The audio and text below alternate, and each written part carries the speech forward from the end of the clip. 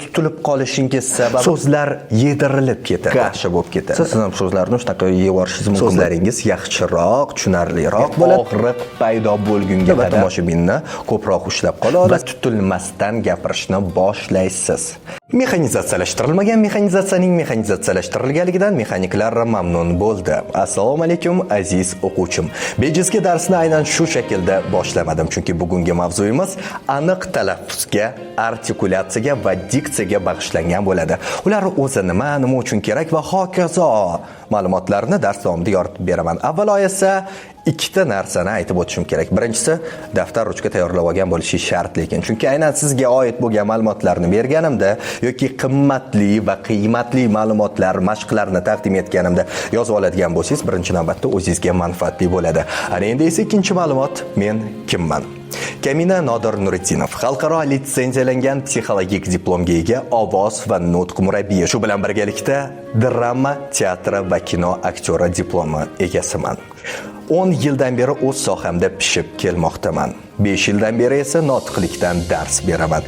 Bir necha yillardan beri ko'plab telekanallarda ishlashga muvaffaq bo'ldim hamda katta brendlar bilan ham faoliyatni muvaffaqiyatli olib bormoqdaman. Ko'plab reklama videoroliklardan o'zi meni tanigan bo'lishingiz ham mumkin. Xo'sh, nimaga aynan men? Chunki birgina notiqlik mahorati menga brend egasi yetkazmoqchi bo'lgan ma'lumotni tomoshabinlarga yetkaza olish imkoniyatini berdi va mana shu imkoniyatdan men to'liq foydalangan holda bugungi kunda o'zimga aylana oldim. Bugungi darsimizda esa mana shu notiqlik mahoratining asosiy ustunlaridan biri artikulatsiya haqida gaplashamiz. Xo'sh, artikulatsiya o'zi nima? Aynan artikulatsiya sizni gap so'zlaringizni aniq dona-dona bo'lishini ta'minlab beradi. Aynan artikulatsiya sababli siz o'ziga ishongan inson sifatida ma'lumotlarni aniq yetkaza olasiz. Artikulatsiya bu sizning gapirish uchun javob beradigan har bir mushaklaringizdir. Jag mushaklari, til mushaklari, yuz mushaklari, nafas olish mushaklari, bularning barchasi artikulatsiyangiz, ya'ni talaffuzingiz aniq bo'lishi uchun rivojlanishi shart bo'lgan organlardir. Mana shu organlarni rivojlantiruvchi asosiy keslarni taqdim etaman. Aynan nimaga ba'zi bir insonlar gapirganlarida so'zlar yedirilib ketadi, yo'q bo'lib, aralashib, xalq ta'birida aytadigan bo'lsam, kasha bo'lib ketadi? Sababi birgina jag mushaklari ishlamasligida. Aynan jag mushaklari ishlamaydigan bo'lsa, siz ham so'zlarni shunaqa yeyorishingiz mumkin bo'ladi. Chunki so'z paydo bo'lishi uchun maydon kerak. Mana shu maydon faqatgina jag ishlagandagina ochiladi. Aynan dars davomida, tushuntirishlar davomida aniqroq bo'rttirib mana shunday professional nuqtalarni ko'rsatib berishga harakat qilaman. Siz esa ilib olishga harakat qiling. Bilasizmi, jag mushaklarini rivojlantirish nimaga bunchalar muhim? Chunki siz o'zbek tilida gapiryapsiz. O'zbek tilida esa har bir so'z gumbazli talaffuz qilinadi.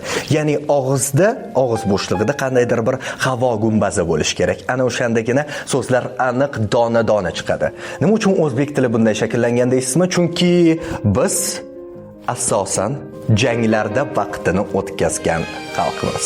Shunday ekan, bizdagi fe'llarni ham oladigan bo'lsak, fe'l so'z turkumi oladigan bo'lsak, ular ham qisqa, aniq va baland talaffuz qilish uchun qulay qilib tayyorlangandek go'yo. Misol uchun, qil, yur, bor, olg'a.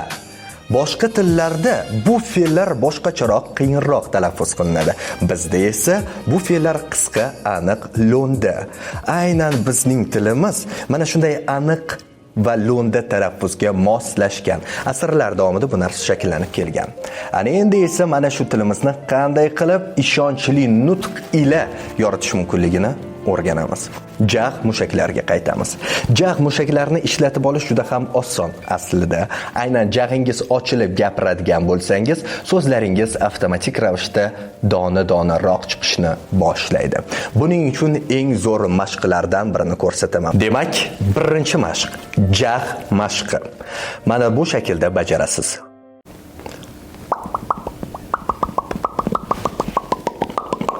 Ovoz chiqishi kerak. Ha, montajda bu ovozni balandroq qilib qo'ydik.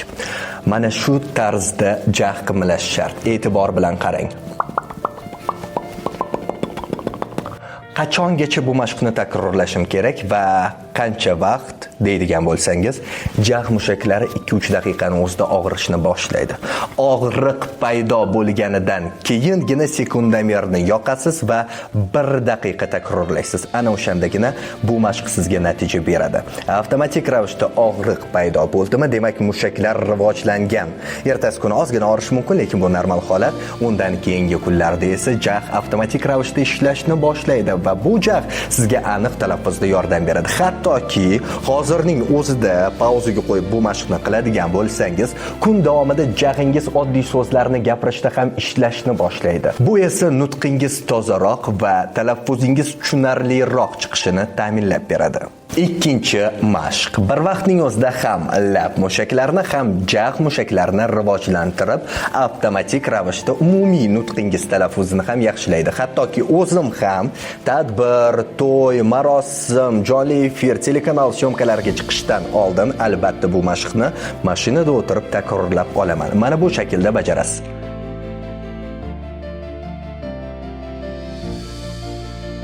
Jag' va lab holatiga e'tibor bering. Birinchi navbatda jag' mushaklari va lab mushaklariga qon kelishini yaxshilab beradi, jonlantirib beradi, qotib qolmaydi. Gohida tutilib qolishingiz sababi mana shu mushaklar hali qizib olmaganligida. Aynan shu mashqni qiladigan bo'lsangiz, artikulyatsion mushaklaringiz qizib oladi va tutilmasdan gapirishni boshlaysiz.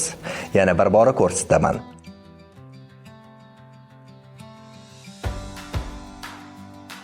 Ko'rayotganligingizdek ham jag' ishlayapti, ham lab mushaklari ishlamoqda. Bu mashqni ham xuddi shunday og'riq paydo bo'lgunga qadar to'xtovsiz takrorlaysiz. Og'riqni sezishingiz bilan sekundomer qo'yasiz, yana 1 daqiqa chidab berishingiz kerak. Shundagina o'sha zahotiyoq natija olasiz. Hoziroq videoni pauzaga qo'yib, mashqni takrorlang. Uchinchi mashq. Til. Aynan til qizib olmagan bo'lsa, tabiiy ravishda tildan paydo bo'ladigan harflar ham yedirilishni boshlaydi. T, L, N, D, K deydigan bo'lsangiz, ushbu harflarning bari tilning o'zida hosil bo'lishiga e'tibor berishingiz kerak. Aynan shuning uchun ham til mashqi ham o'ta muhim. Eng zo'r natija beradigan mashqni ko'rsataman. Bu mashq ham til mushaklarini, ham lab mushaklarini, ham jag' mushaklarini rivojlantirib beradi. Ataylab aynan bu darsimizda men sizga kombo mashqlarini ko'rsatyapman. Demak, diqqat bilan kuzating. Mana bu shaklda bajarishingiz kerak. Ya'ni tishning oldiga tilni chiqarasiz. Mana bu shaklda. Va bu holat labning tagida yuz beradi. Holatida takrorlaysiz. Yoshligimizda maymuncha qilganmiz-ku. Xuddi shu holda takrorlashingiz kerak. Nima bo'lyapti? Kuzating. Ham jag' mushaklarim ishlayapti. Ham til mushaklarini zo'riqtiryapman. Ham lab mushaklarini ishlatyapman. Ular ham bosimga uchrayapti til tomonidan. Bu esa nutqingizni rivojlantiradi. Xo'sh, qanday bajarishingiz kerak? Xuddi shunday. Og'riq paydo bo'lgunligiga qadar. Aynan bu mashqni qilayotganligingizda orqa miyada og'riq paydo bo'lishi mumkin. Nimaga? Bu normal holat bo'ladi. Chunki til bu yerda ishlayapti. Til ishlayotganligida esa og'riq, mushaklar tortilishi mana bu yerga og'riq beradi. Bu ham normal holat. Mana shu og'riq paydo bo'lgandan so'ng 1 daqiqa emas, 30 soniya davomida to'xtovsiz shu mashqni qilavering va shundan keyin to'xtang. O'sha zahotiyoq natijani his qilasiz. Videoni pauzaga qo'yib, bajaring. Darsimiz qisqa bo'lganligi uchun ataylab eng zo'r kombo mashqlarni sizga ko'rsatdim. Shuning uchun ham albatta qilib ko'ring. Chunki bu mashqlar bir vaqtlar mendan ham oldin ustozlarimga foyda bergan. Ustozlarimdan ham oldin ustozlariga, keyin menga, keyin meni 5 yil davomida o'qitgan o'quvchilarimga natija bergan. Takrorlab ko'radigan bo'lsangiz, sizga ham aniq natija beradi. Bu kafolatlangan. Chunki biz odam mushaklari bilan ishlamoqdamiz. Aynan mana shu mashqlar talaffuzingizni aniq qilib berar ekan. Aniq talaffuz bilan siz kameraga gapiradigan bo'lsangiz ham so'zlaringiz yaxshiroq, tushunarliroq bo'ladi va tomoshabinni ko'proq ushlab qola olasiz, prosmotringiz ko'proq bo'ladi. Lekin kamera faqatgina sizni eshitmaydi, u sizni ko'radi ham. Xo'sh, bunda qanday usullar mahoratimizni rivojlantirishi mumkin? Va o'zi kameraga qanday gapirish kerak? Bu haqda keyingi darsimizda gaplashamiz.